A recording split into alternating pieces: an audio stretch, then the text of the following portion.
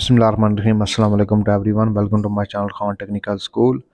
आज की वीडियो में आपको एक सेल फ़ोन के फ़ीचर के बारे में बताते हैं।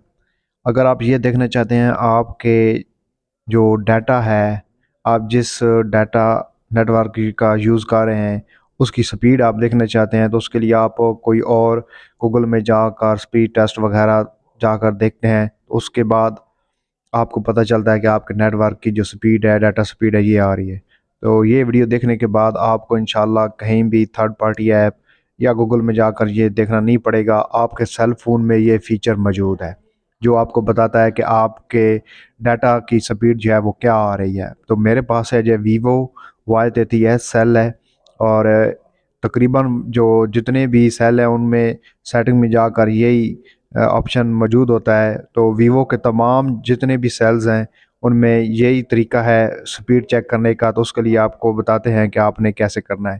तो आपने सबसे पहले चला जाना है सेल फ़ोन की सेटिंग में, और सेटिंग में आकर आपने ये नीचे जो ऑप्शन खड़ा हुआ है डिस्प्ले एंड ब्राइटनेस, इस पर क्लिक करना है।